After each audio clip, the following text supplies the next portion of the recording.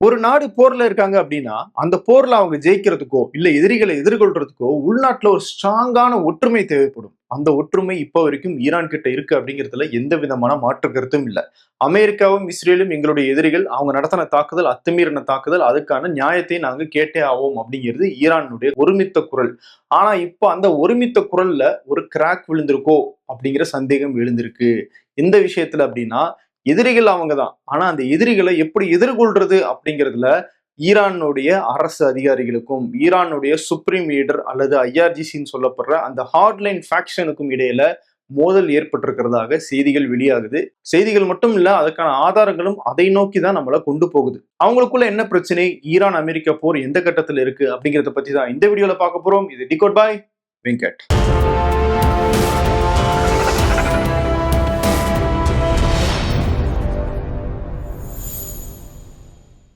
ஈரானுடைய வெளியுறவுத்துறை அமைச்சர் அப்பாஸ் அராக்சி இந்த ஸ்ட்ரெய்ட் ஆஃப் ஹோர்முஸை பத்தி ரொம்ப முக்கியமான ஒரு அப்டேட்டை கொடுத்திருக்காரு. அதோட இந்த வீடியோவை ஸ்டார்ட் பண்ணலாம். ஓமனும் ஈரானும் பேச்சுவார்த்தை நடத்திருக்காங்க. அந்த பேச்சுவார்த்தை இறுதி கட்டத்தில் இருக்கிறதாக அப்பாஸ் அராக்சி சொல்லியிருக்காரு. அதுல என்ன பேசியிருக்காங்க?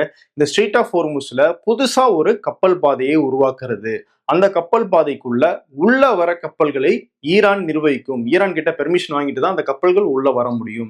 அந்த கப்பல்கள் வெளியே போகும்போது ஓமனுடைய பெர்மிஷன் வாங்கிட்டு போகணும் அப்படிங்கிறது தான் அவங்களுக்குள்ள இருக்கிற டீல். அந்த டீல் கிட்டத்தட்ட ஓகே ஆயிருச்சு. இன்னும் நாங்க டிசிஷன் எடுக்கிறது தான் பாக்கி அப்படின்னு அப்பாஸ் அராக்சி சொல்லியிருக்காரு.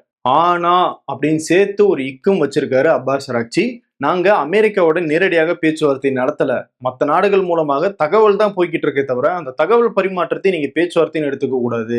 நாங்க எப்ப அமெரிக்காவோட பேச்சுவார்த்தைக்கு போவோம், எப்ப இந்த ஸ்ட்ரெய்ட் ஆஃப் ஹோர்முஸ் டீல் கையெழுத்தாகும் அப்படின்னா, அமெரிக்கா நாங்க சொன்ன முக்கியமான டிமாண்ட்ஸ்க்கு ஓகே சொன்னா மட்டும்தான் அது நடக்கும் அப்படின்னு அப்பாஸ் அராக்சி சொல்லியிருக்காரு. என்னது டிமாண்டா? புதுசா என்ன டிமாண்ட் கொடுத்திருக்காங்க அப்படின்னு கேக்குறீங்களா? ஈரானுடைய சுப்ரீம் நேஷனல் செக்யூரிட்டி கவுன்சில் இவங்க தான் இந்த போர்ல அடுத்த கட்ட நடவடிக்கை என்ன அப்படிங்கிற அந்த முடிவை எடுக்கிற அமைப்பு.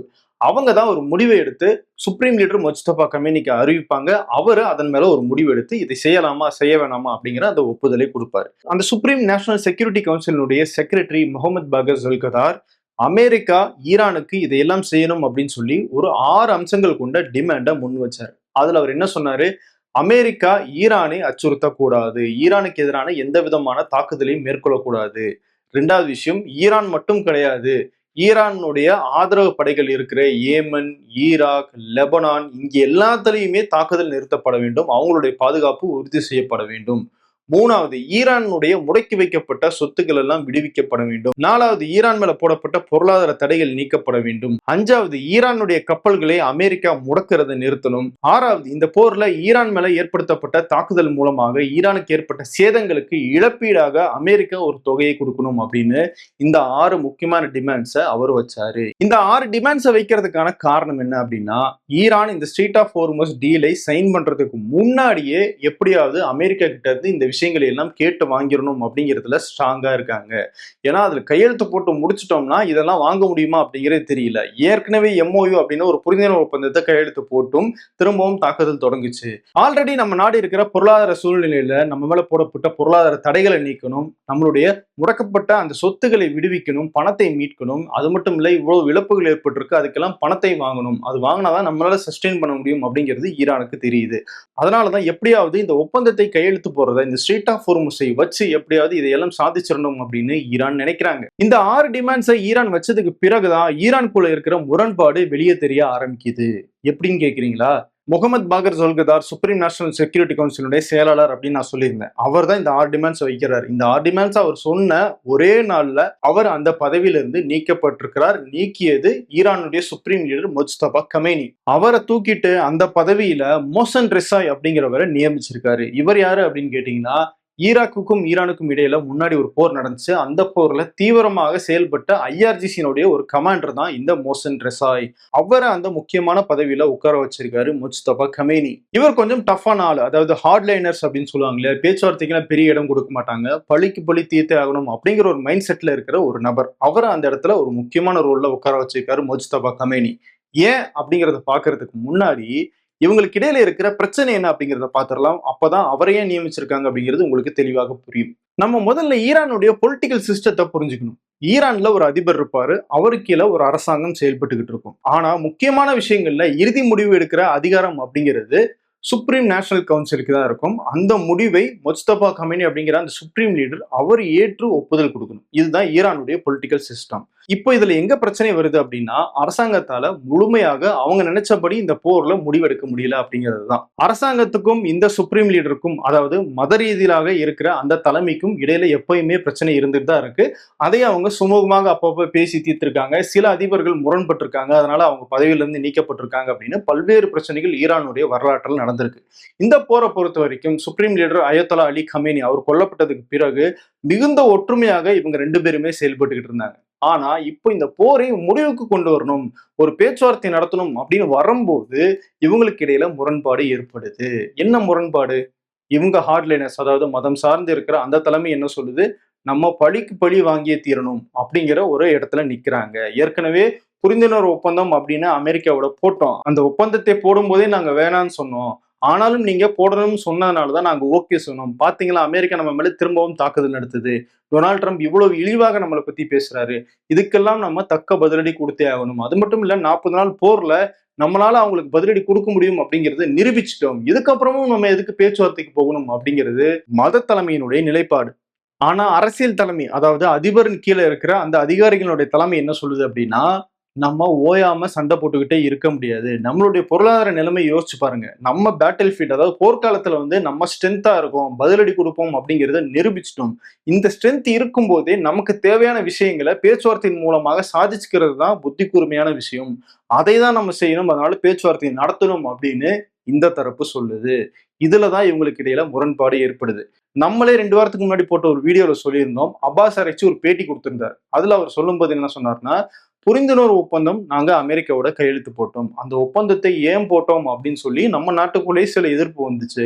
அப்படி எதிர்ப்பு சொல்றவங்ககிட்ட நான் கேட்க விரும்புறது என்னன்னா, இதை விட்டா வேற வழி நமக்கு என்ன இருக்கு அப்படிங்கிறது தான்.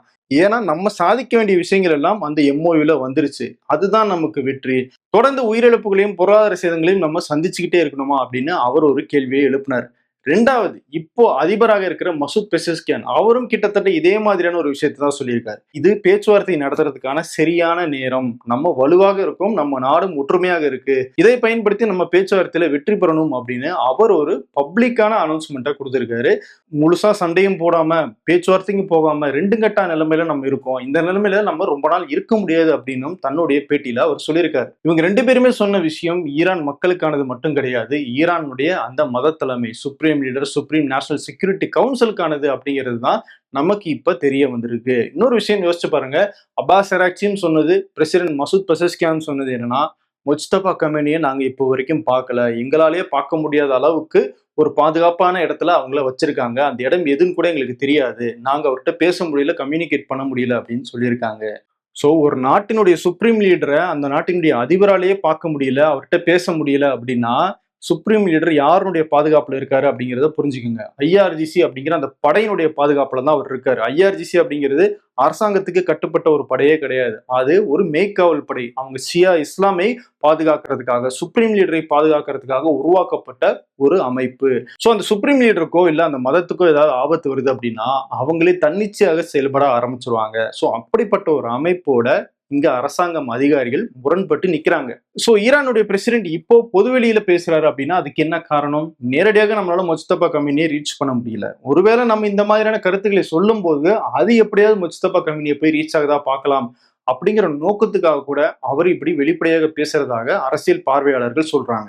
சரி, ஈரானுடைய சுப்ரீம் நேஷனல் செக்யூரிட்டி கவுன்சிலுடைய செயலாளராக மொஹ்சன் ரெசாய் ஏன் நியமிக்கப்பட்டார் அப்படிங்கறத பின்னாடி பார்க்கலாம்னு சொல்லியிருந்தேன்ல, அந்த விஷயத்துக்கு வருவோம். அரசியல் தலைமைக்கும் மத தலைமைக்கும் இருக்கிற பிரச்சனை என்ன அப்படிங்கிறது உங்களுக்கு புரிஞ்சிருச்சு. அந்த பிரச்சனை எங்க விவாத பொருளாகுது? சுப்ரீம் நேஷனல் செக்யூரிட்டி கவுன்சில்ல தான் பேசப்படுது. அந்த இடத்துல ஹார்ட்லைனர், டஃப்பான முடிவெடுக்கிற ஒருத்தர் வேணும் அப்படிங்கிற ஒரு எண்ணம் தான் மொஹ்சன் ரெசாயை நியமிக்க வச்சது அப்படின்னு சொல்றாங்க சர்வதேச அரசியல் பார்வையாளர்கள். காரணம், இதுக்கு முன்னாடி செக்ரட்டரியாக இருந்த சொல்கத்தார், அதாவது அந்த 6 டிமாண்ட்ஸ் அறிவிச்சார் இல்லையா, அவரும் நாடாளுமன்ற சபாநாயகரான கலிபஃபும் நெருக்கமாக இருக்கிறவங்க. அவங்களுக்குள்ள ஒரு நல்ல அண்டர்ஸ்டாண்டிங் இருக்கு. அதனால அரசியல் தலைமைக்கு ஆதரவாக அவர் செயல்பட்டு கூடாது அப்படின்னு தான் அவரை தூக்கிட்டு மொசன் ரெசாயா அந்த இடத்துல நியமிச்சிருக்காங்கன்னு சொல்றாங்க அரசியல் பார்வையாளர்கள். ஸோ சுப்ரீம் நேஷனல் கவுன்சில்ல ஒரு முடிவெடுக்கப்பட்டு அது முஜ்தபா கமிட்டிக்கு போறதுக்கு முன்னாடியே சுப்ரீம் கவுன்சில்லயே அந்த முடிவு வீழ்த்தப்பட்டுருச்சு அப்படின்னா அவருக்கு வேலை மிச்சம். இன்னொன்னு தங்களுக்கு சாதகமான முடிவு முஜ்தபா கமிட்டிக்கு அனுப்பப்படும் அப்படிங்கிற ஒரு எண்ணமும் இதுக்கு பின்னாடி இருக்கு. நிச்சயமாக சுப்ரீம் லீடருடைய முடிவுக்கு எதிராக அரசியல் தலைமை செயல்படாது அப்படிங்கிறது நமக்கு நல்லாவே தெரியும்.